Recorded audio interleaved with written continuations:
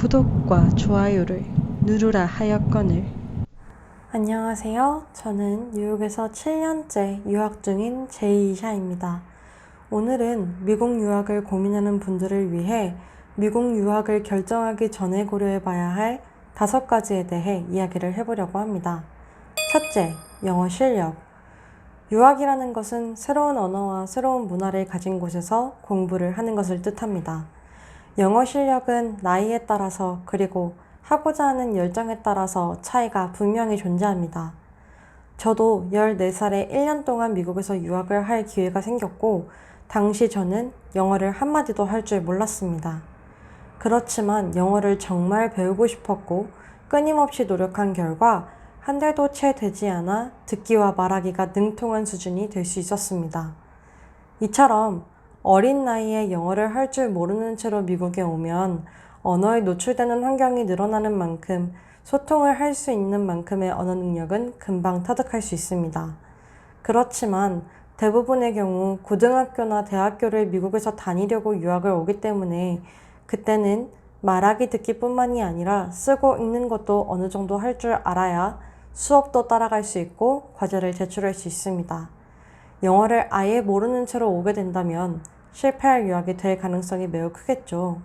두 번째, 편의성. 한국의 24시간 편의점, PC방, 찜질방, 노래방, 전국 각지를 다 갈 수 있는 교통시설들. 미국에는 그중 아무것도 없다고 보시면 됩니다. 물론 한인이 많이 거주하는 뉴욕시티의 경우 찜질방, 노래방, 그리고 편리한 교통시설이 존재합니다만 노래방 1시간에 5만원, 찜질방 이용료 5만원, 지하철, 버스 비용, 편도 2.75불, 하나 약 3,000원 정도의 금액이 듭니다. 그러나 미국 대부분의 지역은 이마저도 존재하지 않는 경우가 굉장히 많고 장 한 번 보러 나가는데 차로 30분을 나가야 하는 일이 비일비재합니다. 또한 우리가 아프면 병원을 가야 하죠. 한국은 의료 시스템이 굉장히 잘 발달되어 있는 나라입니다. 미국은 뉴욕시티를 기준으로 응급차를 한 번 타는데 약 900불, 하나 약 90만원, 사랑니 하나를 빼는데 약 20만원의 비용이 발생합니다.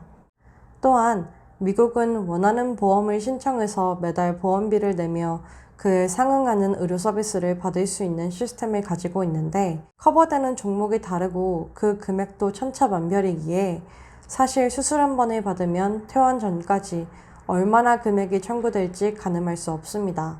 맘 놓고 아플 수도 없고 설령 아프다고 한들 병원에 갈 엄두가 나지 않습니다. 몸이 자주 아프거나 운전을 할 수 없는 사람이라면 미국 유학은 지옥 생활이 될 가능성이 더 높습니다. 세 번째, 학연과 지연. 한국에서는 학연과 지연을 매우 부정적으로 생각합니다. 그러나 미국은 네트워킹, 즉 학연과 지연을 필수로 하는 나라입니다. 예를 들어 볼게요. 저는 미국에 뒤늦게 왔고 그로 인해 제가 목표하는 대학을 들어갈 성적이 되기엔 조금 부족했습니다. 하지만 저를 좋게 보셨던 여러 선생님들이 제가 지원하는 대학에 추천서를 써서 보내주셨고 그렇게 저는 4년제 장학금을 받고 제가 원하던 대학을 들어가게 되었습니다. 취직을 해도 마찬가지입니다. 한국은 이직 경험이 많은 것보다는 한 직장에 오래 있으며 승진을 하는 것을 더 좋게 생각합니다. 하지만 미국은 현재 다니고 있는 회사에서 써주는 추천서로 다른 회사에 더 좋은 오퍼를 받고 이직을 하는 것을 당연하게 여깁니다. 그 네트워킹을 유지하기 위해서는 꼭 참석이 요구되는 자리가 아니더라도 나가서 여러 사람을 만나보고 대화를 하고 나를 어필해서 인맥을 만들어야 합니다. 내가 가만히 있으면 아무도 알아주지 않습니다.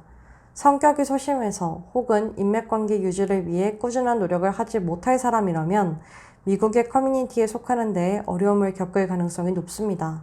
네 번째, 돈. 유학을 이야기하는데 돈을 빼놓을 수 없죠.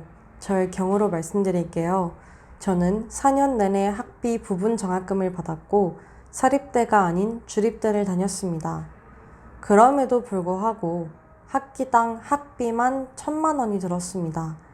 한 학기에 1,000만 원이면 1년에 2천만 원, 4년이면 8천만 원입니다. 또한 현재 저는 어쩌면 미국에서 물가가 가장 높다는 뉴욕 맨하탄 지역에 살고 있는데요. 다른 하우스메이트 2명과 부엌과 화장실을 공유하는 형태의 집에서 살고 있습니다. 즉, 제 공간은 방 한 칸이 전부인 셈이죠.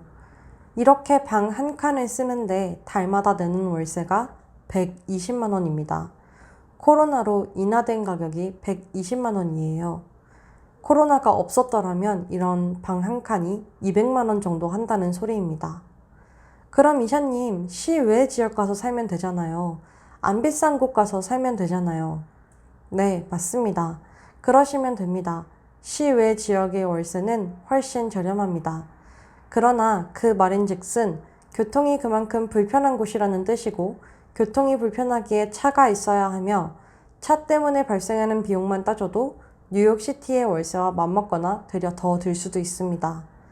유학은 돈 말고도 겪어야 할 고비들과 부딪혀야 할 장애물들이 너무 많습니다. 그런데 돈까지 나를 올가매는 존재가 된다면 그 유학은 성공하지 못할 확률이 굉장히 높습니다. 마지막 5번째, 어쩌면 가장 중요한 부분이라고 볼 수 있겠습니다. 왜 한국이 아니고 미국이어야 하는가에 대해 확실하게 답변할 수 있어야 합니다. 저는 14살에 미국에서 1년 동안 학교를 다닐 기회가 생겼고, 영어 한마디 모르던 제가 성적 우수생이라는 결과를 남기고 다시 한국으로 돌아와 4년 동안 한국에서 학교를 다녔습니다.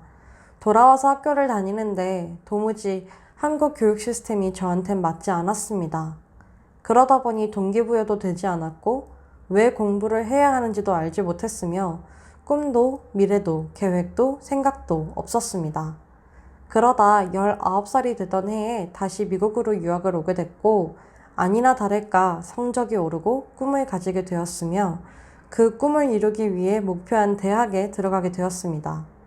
내가 미국에 와야 하는 이유, 혹은 내가 가진 꿈을 한국이 아닌 미국에서 이뤄야 하는 이유가 명확하고 확실해야 합니다. 그 확고한 꿈을 가지고 모든 것을 버릴 각오로 미국에 와도 좌절하고 무너져 내릴 수 있는 경우가 너무 많습니다. 실제로 돈만 쏟아붓고 한국으로 돌아가는 친구들 정말 많이 봤습니다. 왜 미국이어야만 하는지, 한국에서는 왜 그 꿈을 이룰 수 없는지 객관적으로 생각해보고 유학을 결정하셨으면 좋겠습니다. 지금까지 제가 했던 이야기들은 유학생활 일부에 불과합니다. 만약 이 모든 걸 염두에 두고도 유학에 대한 의지가 확고하다면 유학 준비를 진행하셔도 좋습니다. 다음에도 유익한 팩트 기반 유학 꿀팁을 가지고 올게요.